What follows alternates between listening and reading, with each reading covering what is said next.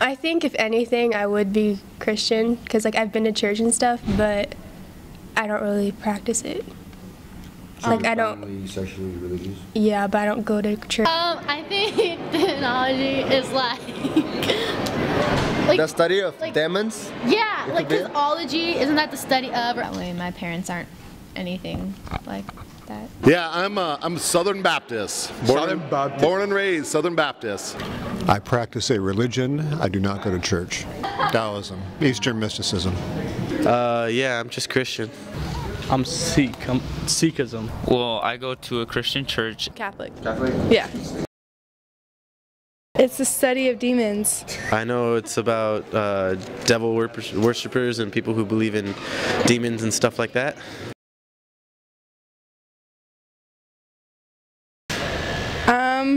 Probably, but I'm not sure because, you know, you have to see it to believe it. Not really, no.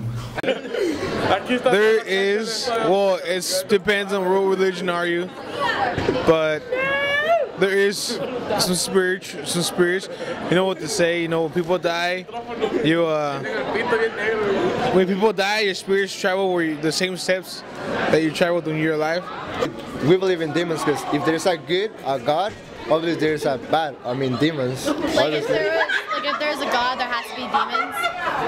Is that just something? Yeah. Now would you say that? Well, if there's good, then there's bad. Right? If you believe in God, you got to believe in the evil. You got to believe in the devil. My experience with demons is based only on fictional representations that I've seen of it. I know that it has a place within our culture largely to explain things that seem unexplainable and often to make people who are unpleasant to others seem as though they're somehow supernatural and thus justify doing horrible things to them. Throughout history, the idea about demons and demonology has been used more to harm innocent people than do anything else, in my opinion. That they do really bad things to people. They're evil. And they do like crazy stuff. Okay. Like bad things. Like mess up people's lives. And like move things around. And possess you. Yeah. I've seen a lot on TV, and yeah, pretty sure there is. Well, like, you always see on like those like what are they called? Like the priests who get on TV and start preaching, and they always like exorcised someone, like on set. But I don't buy that. I think that's fake. I haven't had personal experience with any types of demons. I think that there are like some demons within ourselves that could be just like mental, but I don't think there's actual like demons here.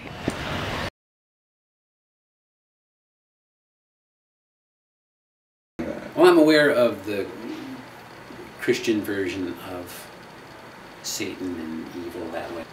The story of Lucifer falling from heaven and becoming Satan, as it were. This, the person who presides over hell. Are the fallen angels of Lucifer, the angel, who became very prideful in himself, and he decided that he was better and stronger than God. So, at that time, God realized, hey, this guy is no longer fit to be in heaven. He doesn't have a pure heart anymore. And so he kicked Lucifer out of heaven. But Lucifer was one of the most powerful angels ever. So he controlled about a third of the angels, and a third of the angels of heaven followed him. They're known as fallen angels, now demons, worker of the devil. They're simple beings. They have basic supernatural powers, is what we believe. They're really not all terrifying as we make them out to be. They often move in great numbers as far as how we believe they work. They were once angels, but then they turned bad. What? Well, from my years in being inside the church, I know that before when heaven and hell was created, there was a person called Lucifer, an angel of God, who was like, you could say, second in command. And what he decided to do, since God gave him free will, he decided to overthrow God because he thought he was better than him. So what he did is he convinced a third of all the angels in heaven to upthrow God, and what God decided to do was to send them down into what is the lake of fire, or what is hell. Yeah. And the third of the angels were considered demons.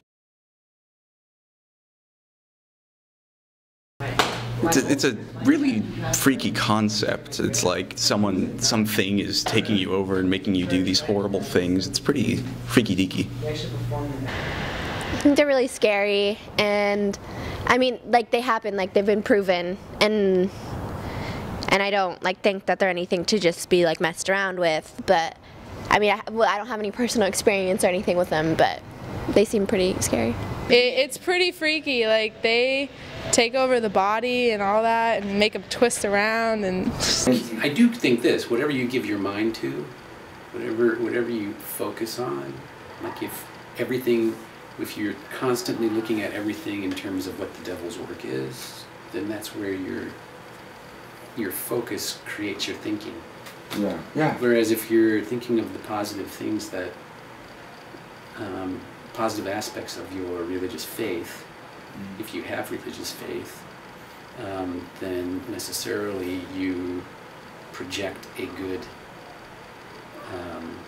force in the world, if you want to think of things in spiritual. Why people believe in possession is a rather interesting thing. One, people are behaving in unpleasant ways, which can be caused by all sorts of things, quite often mental illness. It's easy to ascribe that to supernatural causes. I think that our society has a tendency, people have a tendency to either work hard to find reasons for things, or to take a simpler approach that gets them to answers more quickly by ascribing magical properties to things. I believe in science, and I don't believe that there are magical properties, that things have causes. And so the use of demons and demonology to explain things that have natural causes at their root is, to me, kind of an intellectual cop-out. And it is, too, something that's used to create shades of black and white that make it easy for us to do terrible things to people. The way that we treated witches, for example, in our early history in the Americas is an example of what can be done with demonology, where we demonize somebody, we make them into something magical and subhuman, and in consequence we can justify treating them inhumanly.